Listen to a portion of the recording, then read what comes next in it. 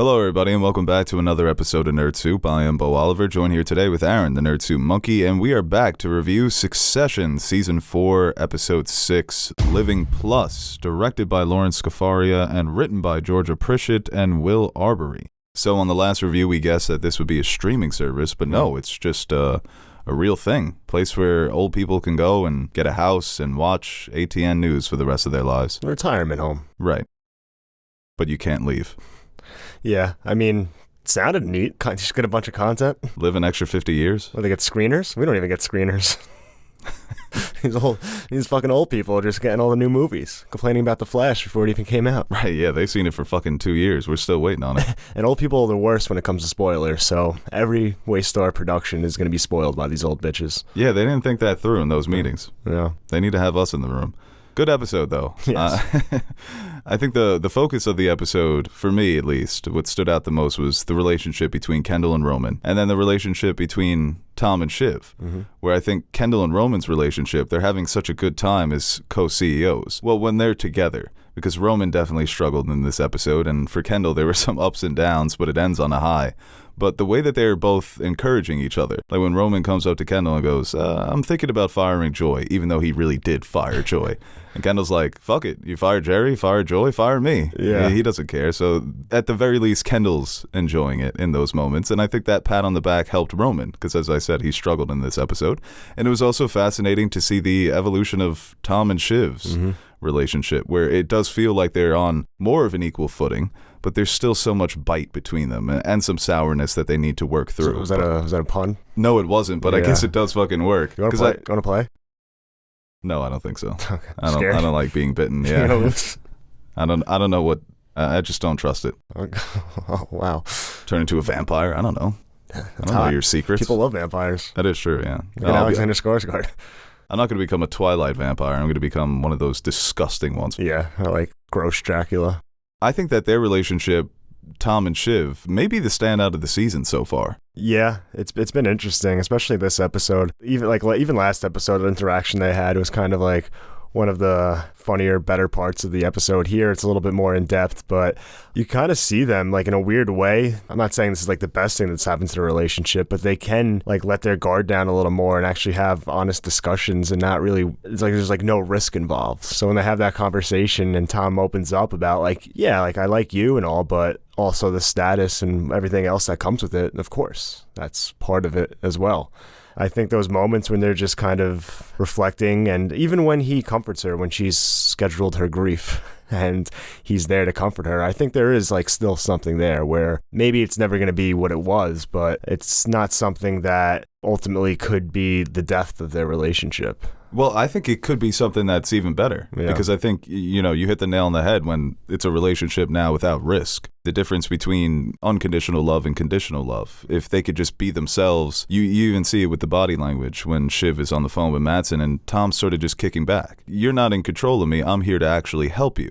Whereas Tom is usually the docile soldier ready to do whatever Shiv tells him because he liked what she could afford him and she liked controlling him. But now it does feel like they're, I don't know if they're on equal footing, but they're headed in that direction. Because Shiv's very mean to Tom. But like this episode, even some of the things she said, like it didn't affect him the way it would have earlier in the show. Right, and I think it was mean, but it was also honest. Yeah. So that's also a change in their relationship. Like when they do the biting game and she says it's the first time Tom's made me feel something, that cuts deep, but I think it helps them get to a better place.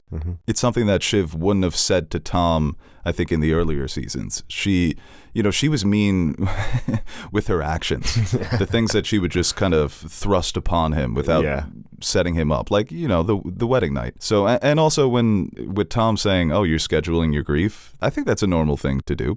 It's better than not grieving, just sort of repressing all those emotions. Get it out. No, repressing is fun, though. You pretend like nothing's bothering you. It's great. You should try it. Yeah, and going to Roman's character, who, we see that with speaking him, of right? like repressing, dude, at the end, I was like, what is going on here? When he just keeps watching that, like listening to that video. But it's such Kendall's humor to have that edited that way. It's like, yo, Roman's going to love this. Right. He's going to get a real kick out of this. Yeah, it's always sad when you hear people talk about the last voicemail that their loved one sent them, and eventually the voicemail gets deleted or erased. So even though it is hilarious and fucked up, it's his dad's voice. Mm-hmm. So he has been repressing a lot of those emotions, those feelings of grief. He hasn't been able to process it or really acknowledge it, even when Joy's trying to lend her condolences. And he says, well, I don't need them. I've got enough condolences. So throughout the season, or since episode 3, he's just been unable to face it. And then there in the end, it is a very sad moment for him. And it sucks because they're both trying to be Logan, but it manifests in the wrong ways. Like when Roman says, Dad would have fired Joy. I don't know if he would have done it like that. Logan was fine. He fired Frank like 10 times. Yeah, but in that manner, so recklessly, unprofessionally, because it puts a target on his back. Well, I think Jerry nailed it. Yeah, Logan might have fired her, but you're not your father. Like, you don't carry that weight. You're not looked at the same way your father was. So when Logan makes that decision, it's the right decision. When Roman does, you think it's, an impulse or not the right move. There's no confidence in him or Kendall really at this point yet. Yeah, he was also terrible in that meeting with Joy. Yeah. It was basically just him power tripping. That's what it felt like. Well, the whole episode, really. Yeah. And even when he fires Jerry, it's just he's kind of unlocked this. I think he's always kind of had that to him, but now that he has basically full power and no one to answer to, he kind of just feels like he can make these decisions. He's the boss, so why not? Yeah, and that was a great line by Jerry when she calls him a weak monarch. I love when they make those types of metaphors on the show, because that's exactly what these two brothers are. In the first meeting, when they're talking about Madsen's erratic behavior, nobody's buying it. They all see through it. They're telling them he's a genius, it doesn't matter. And Tom's like, that erratic behavior, it sort of adds to the lore, to the mystique. Well, when I forget if it's Roman or Kendall, but when they're like, yeah, he said he was going to pull the deal. And Tom's like, yeah, it sounds like a negotiating tactic. Right, yeah. Well, I don't know if we could trust him. He's doing a lot of business practices that a lot of people have done in the past. Yeah, he's playing hardball. I don't know. Yeah, they're essentially saying this guy is much better at the job, so we can't sell to him because it hurts our feelings. And they're not good because, like, when you watch the last episode, like, you get why Roman has what Roman does. You get why it gets that reaction out of him. But the way he presents it to everybody, he's like, yeah, he was like you say mean things about Dad? And then, like, in everyone else's perspective wasn't there. It's like, okay. So? Yeah, it's like we say mean things about Logan all the time behind his back. What are you talking about? That's the nature of the business. Yeah. Literally Frank being in that room, who has betrayed him numerous times.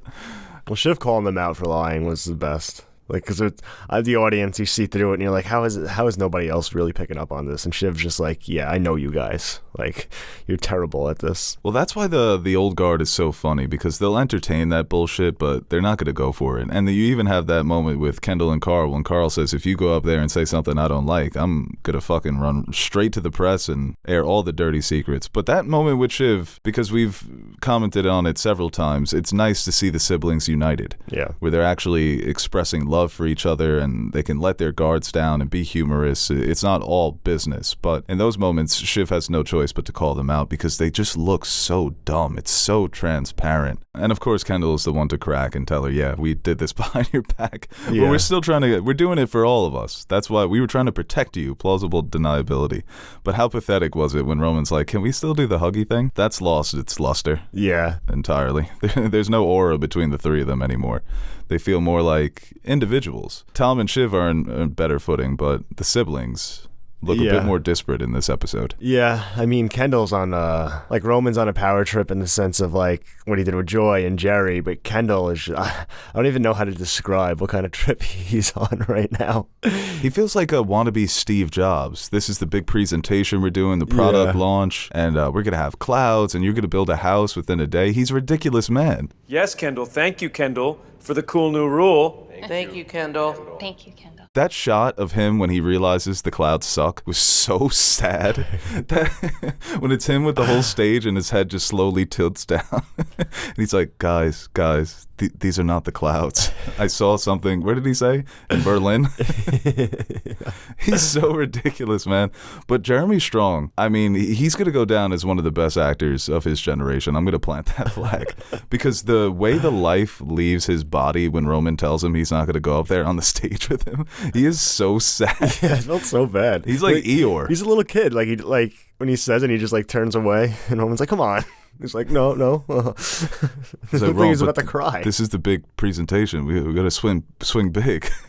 It's so sad, dude. Yeah. But that's why the setup is brilliant, because the whole episode, it's like these two knuckleheads, they're gonna fuck this up. They're only on day 3 of being CEOs, and the whole episode, they're stringing the audience along. You see them making these poor decisions that eventually are going to backfire. And even the presentation, you're watching it, and the secondhand embarrassment it washes over you because of how awkward and nervous Kendall is when he starts that presentation. You know that this is just going to fail, that he's going to fall flat on his face as he always does. Big shoes. Big shoes, big hat, big nervous breakdown. But that's the genius of the show, is Kendall finds his footing and he's able to make a good presentation, and he is charismatic, and he's got the audience, I don't know if they're eating out of the palm of his hand, but he's got their attention. And that's what's so fun about Kendall's characters. You just never know what you're going to get from him. Is he going to succeed, or is he going to fail spectacularly? So when Mattson sends out that tweet and throws a wrench in his entire presentation, you're thinking, man, everything was going so great, even though it started so poorly, and now this guy's going to fuck it up. But Kendall does a good job of skating past that controversy and gives a good response. What's your response? Well, I'm not going to fave it. And then he ends up being a hero, and the episode, it ends on a high note. 2 in a row, 2 episodes they ended on a high. The way they got there maybe wasn't great, but at the end of the day, like, they got the number from Mattson, and this seemed to be gone over well. He even deleted his tweet. That's a big one. I don't think they know how Twitter works, screenshots, but and I guess Kendall kind of was like a little right. He is kind of a loose cannon, just tweeting off shit like that. You never really know with him, but yeah, it just seems like the more Kendall in his mind takes these wins, he might just keep compounding until he's just even more unhinged than he is here. Yeah, he's just feeding the beast at this point because his ego is going to continue to get bigger. And it's based on something that is going to fail in the long term, because this idea is ridiculous. It won't work, and they kind of admit that. You could go up there and say anything in order to boost your stock price, and Kendall has that line, it almost makes you lose your faith in capitalism, because in the moment it seems so easy, but they're not thinking in the long run. So it might not be something that we see come back to bite him in this season, but it may be something that the people behind the scenes use as an excuse to push Kendall out. It may be the first of many mistakes to come. But we will see, because he was riding high there at the end. And he is such a ridiculous character, man. You can't pat the guy on the back because it goes straight to his head. The things that he says, the way that he tries to... So yeah, that really was good, right? But I thought the contrast there between the people in the back room shitting on him the entire time, talking about how ridiculous it is, making fun of him, but then seeing the reception on social medias and then immediately congratulating him. So it's the perfect contrast between substance and appearance. The appearance was pretty great, but the substance is totally absent. So I think Logan may have been proud, actually. Well, yeah. That was a Logan Roy move. Well, the people behind the scenes are like, they know what is happening here and what he's doing and trying to make the numbers appear a certain way, like you said, to raise the stock price so Mattson can't buy Waystar. I guess the people just watching it at home or however they're viewing this, they're probably like, oh, this actually seems like a pretty cool idea. Way to go, Kendall. Yeah, everybody in that room is not thinking past the presentation. Everybody at home is just that you put the plus at the end of something and people are interested. I like living. Living plus? That sounds better than living. And Tom shitting on Kendall's presentation and then going up there and being, you're an ATN citizen. And you are an ATN citizen, and I'm an ATN citizen. He's so lame. You're awful, Tom. You have no room to talk. Yeah. But that was funny what he said to Greg, too. He's like, he essentially just promised them eternal life. How am I supposed to top that? And he does stop himself short, but... Yeah. I mean, I think that's a good selling point when he was just like, what would you pay? Like, what I would pay to... Or it's priceless, like, to spend one more year with my father. Like, that's how you got to sell it. Every year is precious. So why not make the most of it? The way they added in Logan, well, the first shot of the episode was like a jump scare. I was like, he's alive. He's back. Kill him. And then he's talking to him during the presentation, and then Greg pressuring the editor to make him say that it's going to double the earnings. So even beyond the grave, he's helping them dupe. He's helping them dupe investors. Good editor. Yeah, very good editor. I was impressed by that. Well, I thought they were going to incorporate some AI. Yeah. We use ChatGPT or whatever the fuck it is to recreate Logan's voice. Kendall would do some dumb shit like have his dad rap. Yeah, he would have rapped the presentation. Yeah. Over the takeover beat. Yeah. And Greg is getting annoying because we said that to you even before the episode. We were hanging out, like we were just talking about it. Like, is Greg annoying now? Yeah, I think he's losing some of his allure. Yeah. Because he's starting to bully people because he's still being bullied by Kendall and Roman. So when he's like, Mr. Snippy Snip, you gotta make this right or else I'm gonna get in trouble. So yeah, he was kind of annoying this episode. I think there's just nothing for him to do this season. It's kind of dope. I was dying though when like Roman's like him and Kendall are talking and like Roman's kind of reflecting on like death and his mortality and everything.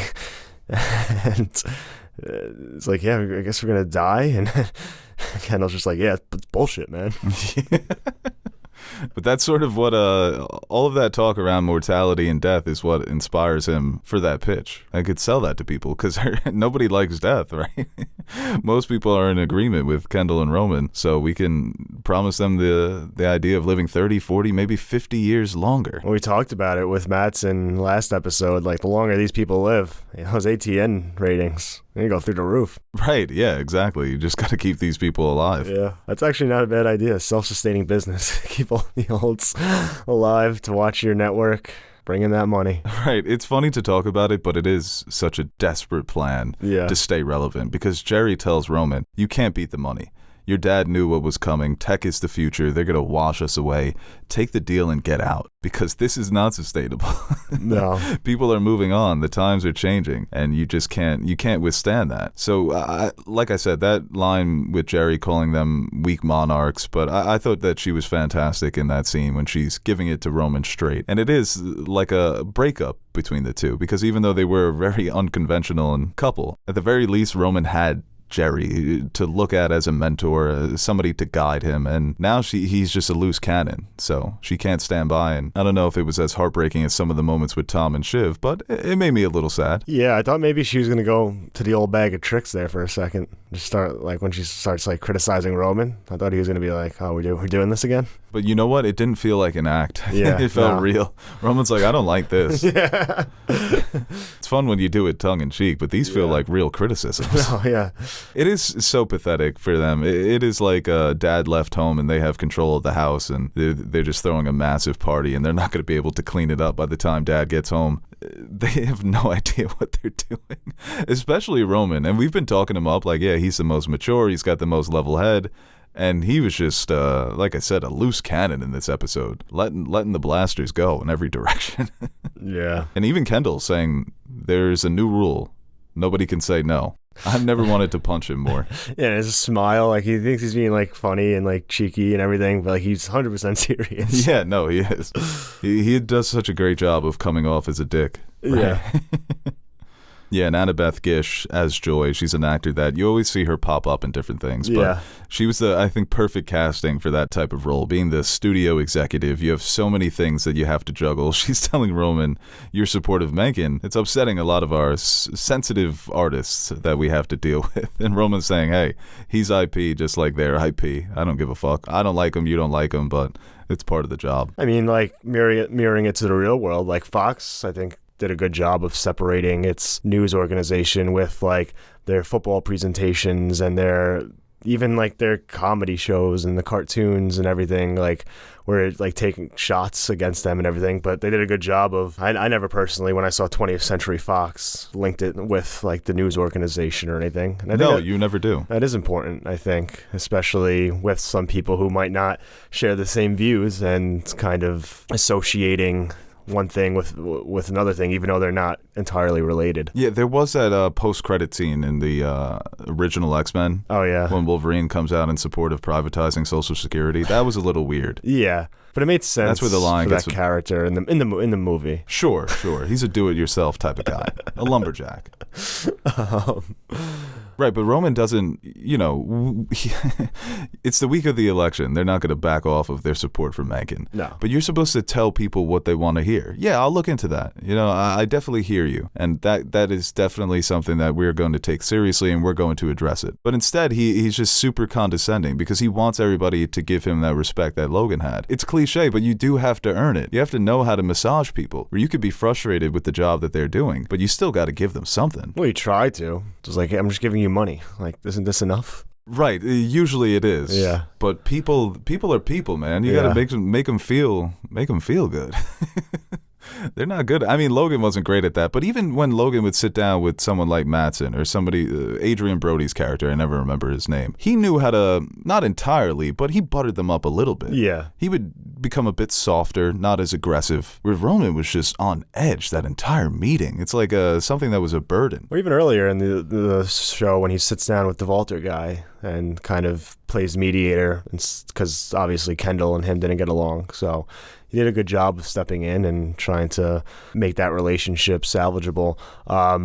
But yeah, it's kind of funny too, especially like seeing all the criticism of like big franchises and studio films, and kind of like the way it's portrayed here. It's like, yeah, it's probably how it is. Oh, push no, franchise, 100%. push. That's what it's all about. Yeah, even the way that they're trying to salvage that film. It's exactly how Hollywood works. They don't care about the artistic integrity or creativity. It's all about making a product that will sell by any means necessary. So I want to see this movie. I do. I hope they drop this. Release the, I don't know what cut this would be. Joy cut? Yeah, the Joy cut. It'd be funny if they brought in somebody to play the director. Like it was Guillermo del Toro playing a character. I mean, he was just on Barry, and he doesn't seem like he's busy. Yeah, for Roman, he's chasing his father's legacy the entire episode, which is, it's so funny to think that it's only been a couple of days since their dad has been dead. It feels like it's been such a long time because so much has been happening. And I think that's impressive with the way they've structured the story, where it doesn't feel rushed or you don't feel overwhelmed. This feels how these events would play out. I wonder on rewatch after the season's over, watching it in back to back to back to back, like binging it, if it will feel, because I guess the weekly, even though I'm a big fan of the weekly and I love it, it does feel like Logan's been dead for like 3 weeks now, because that's just the time we have in between episodes. But to really, really get that feeling of like, this is the day after, I wonder if that, I'm not saying it's not doing a good job at it, but I wonder if it feels more like that if you just were to binge it from Logan's death or from the beginning of the season up until the end. Yeah, that will be fascinating to see. And I think it sort of does help the show that it feels like it's been so long, because business doesn't stop. So they're in the midst of this deal with Mattson. They have to fly to Norway. That's what Logan was going to do. So when you take over that role, you really don't have time to mourn. You have to go and try and make that deal. And then you have Investors Day. So that's a whole nother packed day. I imagine these days have felt very long for these characters, without a doubt. And it feels long for us. But I think for the most part, it has been a plus, because maybe if the story was structured this way, it could feel like Logan's death is a distant memory, but it's still looming over this entire show, and especially with the first scene of the episode when you get that jump scare. Yeah. How about Mattson just barefooting PJ to PJ? Yeah, he is such a tech bro. Yeah. Disgusting piece of shit. I don't care how smart you are and It how always rich is you are. awkward, though. I don't know if it's ever happened to you when you're in your private jet and you see someone next to you refueling. It's always like an awkward situation. No, that's never happened to me. It's awkward. You just just getting some fuel, and you never know who you're gonna see. Small world, I don't think. Have you ever even been on a plane? No. Okay. I'm scared of flying. Yeah, right. Charlie from Always Sunny never left Philly. It's funny though, because at first I thought they were in the air. I was like, is that illegal? Like, that's really close. Yeah, I was like, you can't do that. Who is this pilot? Han Solo? Him criticizing the interior of a private jet. It's so fucked. You know what? That was kind of true. It is a little lifeless. Ship's response was so funny. Oh, don't criticize my PJ. It hurts my feeling. It's such a different world, man. Yeah, no, they are so filthy rich. It's actually disgusting. But they're back and forth. I guess it's Shiv's way of flirting, where she lets him feel like he's in control, but she'll still bite back a little bit when he says, my good girl on the inside, and she's like, oh, fuck you, my good boy on the outside. Mm-hmm. So I like that. She's keeping him close, but not too close. She's still keeping some of the cards up her sleeve. And she is the one at the end who makes that call to get the tweet taken down. At the end of the last episode, it looked like Matsson had the upper hand, but they get the best of him here. And everybody's been asking, oh, are Shiv and Matsson going to get together? Are they going to sleep together? I don't think it's ever going to get that far. I think it's been a friendly, flirty back and forth, you scratch my back, I'll scratch yours. And then we'll, because I don't think Shiv is going to be somebody he keeps around. He doesn't need Shiv beyond this deal. I think he needs her now. And Shiv, as Tom says, she's always keeping her options open. But he also says, be careful with that, because you may help this guy out, and then he can burn you. Yeah. What do you have over him after this deal is done? I don't think she has anything. So Blood bricks, right? Yeah. Go to the. So many of these secrets are just out there for people to use, but I think that speaks to the state of our country right now. Is that we're almost so numb to all the controversies that can come out about somebody, right? It's got to be something drastic to get you in trouble these days. It was cool to see. You mentioned it earlier, Carl, having some backbone there. Because he's always like kind of like a yes man. But here he was showing Kendall like, hey, I'm not going to let you sit around and like fuck everything up for me. Regardless of what you're trying to do, this still has implications for us. So we can't just let you go unhinged and do and say whatever you want out there. Right, yeah, and you're seeing that from the old guard, that they're pushing these guys around a little bit like they wouldn't have done with Logan. With Logan, they were always, they'd give him good ideas, but at the end of the day, he was the one calling the shots. But they're letting Kendall and Roman know, we will fuck you if you guys try and fuck us. Mm-hmm. So it is, as Kendall says, they're walking a tightrope with a razor blade, or whatever the fuck metaphor he uses. It's a fucking tightrope walk on a straight razor. 500-foot reputational drop. So the look on his face when Carl does press him, and that's what's so funny, they're so overconfident that it always comes as a surprise. With Roman and Jerry and Kendall and Carl, they're in disbelief that these people would talk to them like this, but you're not your father. As Jerry says, you guys are in a weak position, so they're going to throw their weight around. But yeah, it was cool to see Carl standing up for himself. He can be scary when he wants to be, man. Frank just wants to go home. Yeah, did Frank have any lines in this episode? I don't think he did. I don't think so. Maybe in the beginning. He just wants to get out. I feel like he's been involved in this family for too long. I don't think you can keep your sanity and be around the Roys for too long. Yeah, it feels inevitable that this is going to blow up in their faces because, as we said, Kendall had a victory at the end of this episode, but where does he go from here? Because that motherfucker doesn't take steps back. He just takes steps forward. So his confidence is going to be through the roof. Whatever wacky idea he has next, he's just going to go for it. Living plus max. Right? Premium. They're going to find some stupid new name or some stupid add-on. No ads. But I do wonder if that's going to come into play later in the season because you saw Shiv and Roman trying to stop him in his tracks. But at the end, it looks like Roman was upset that he wasn't up there on the stage with him because Kendall's getting all this praise and he pulls back at the end. The fucking fighter jackets, too. So stupid, yeah. He's so lame. But I think Roman does regret not putting on that jacket and helping out with the presentation. And he's another one where just tell these people the truth. You're so excited to show him the jacket too. Yeah, he was. I got this tailored perfectly for you, dude. Roman's saying, oh, I don't think I'm as good as you. I'll fuck it up. I'm not trying to fuck up your thing. Kendall's like, okay.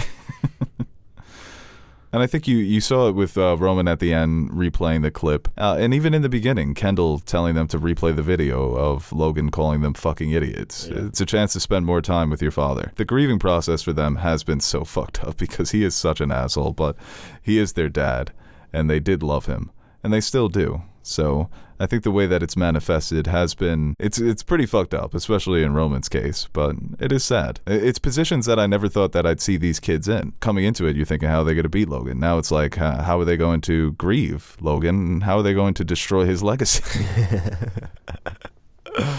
Yeah, it's not enough that they literally killed him. They're going to kill his legacy and everything he built and held dear. But I do think out of all the scenes in the episode, the best scenes were between Shiv and Tom, especially for them to have that really weird and fucked up romantic interaction in the middle of the room. They don't even care who's looking at them. It's something to let your guard down in private, but for them to be so open with each other in public in that weird and messed up way, the type of romance that works for those two. It's not something that you'd see between a healthy couple. No. Obviously what Tom did, and he betrayed her But we've seen characters and relationships maybe arguably go through worse things and still ended up, like I think what Shiv did to Kendall was, we thought at the time, like there's no way they're ever gonna be able to reconcile. And now look at them. Especially in this world and the way these characters are, it's hard to like never say never, or anything isn't repairable at this point. Yeah, and they have a good laugh about Tom's suggestion. Come run away with me and live in my cabin. We don't need material things. And Shiv can't help but burst out laughing because they know how the things that are most important to them are not each other. It's their status and it's their standing. But I think admitting that is an important step because they can acknowledge that they both like this power. Maybe there's room to like each other as well. He's revolted at the idea of 3-star Italian food. Yeah, it is always so pathetic, the things that they... some of the rich people shit that they say and do. Yeah. Shout out to Paul, too. That's his name, Paul? The guy working the numbers for Kendall? Yeah. Made it work. He did. Those numbers were such bullshit. And Shiv sees it right away. All that shit went over my head. I had no idea what was going on. Like I got like the concept and what he was trying to do, but like when he's trying to explain to him and he's like, oh, well, what percent is that? You know, that's going to jump us up, right? And he's like, yeah. I'm like, sure. Okay. And that's how Wall Street works, right? If you make big promises, people are going to think that you're going to deliver. So, and that was, I guess, the short-term goal is to fend off Matsson. Doesn't matter if they can't deliver on this promise. They're building a couple bricks in that wall to keep Matsson out. But the way the show has been going, in episode 7, Matsson's going to do something where he gets the advantage. And the turntables. We will see. The next episode is called Tailgate Party. Hell yeah. So, I don't know if they're going to a football game. They just go to a game for a whole episode. Or maybe that's a Mencken campaign Bottle event. episode inside MSG. Yeah, we still haven't seen Mencken. So, episode 8 is America Decides. Maybe episode 8 is the election day. But I don't think that adds up with the timeline. I'm excited to see some of the repercussions of the episode, some of the decisions that these characters made. What's going to happen with Joy? What's going to happen with Jerry? What's going to happen with Living Plus? And Shiv, Tom, and Matsson, that love triangle has been fascinating to watch. Yeah, that's how the show is going to end. We realize it's just a simulation that Kendall's in because he's in a Living Plus facility and they have him wired up. I actually wouldn't hate that ending. I think that would be appropriate for the show. All right, guys, that does it for our Succession Season 4, Episode 6 review. Living Plus, good episode. And we only got 4 more left, so we'll see if they can bring it on home. That's sad. Yeah, all things come to an end, right? No, I'm living forever. I'm gonna live forever. That is kind of Kendall's motto. There's no way in his mind he thinks he's dying. I mean, I'm not crazy myself about dying, so... I know, right? It's bullshit. Wow, that was probably our best review yet. Hey guys, Aaron the Nerd Soup Monkey here with a brief shameless plug before we end the video. Do you ever feel like you don't have an adequate amount of nerd soup in your life? Like you're going to bed hungry and yearning for the nonsensical yet entertaining nutrients our podcasts provide? Well, we've come up with the perfect solution. The Nerd Soup Fan Question Podcasts, exclusively available to our Patreon supporters. You can sign up now by visiting patreon.com/nerdsoup, and for the price of only $1 per month, you'll receive exclusive access to our weekly podcast, where we answer your questions that don't make it to the main show. And while you're there, you can check out the other rewards we offer to our patrons, like stickers, mugs, t-shirts, behind-the-scenes footage, and appearing in the credits at the end of our videos. And that's exactly what we're going to do right now. Roll the names of the nerds who make Nerd Soup possible. The reason why the crypto crash didn't send our lives spiraling down a black hole of no return. Alright, I'll stop talking so you can listen to this jazzy-ass music while checking if Beau spelt your name wrong in the credits.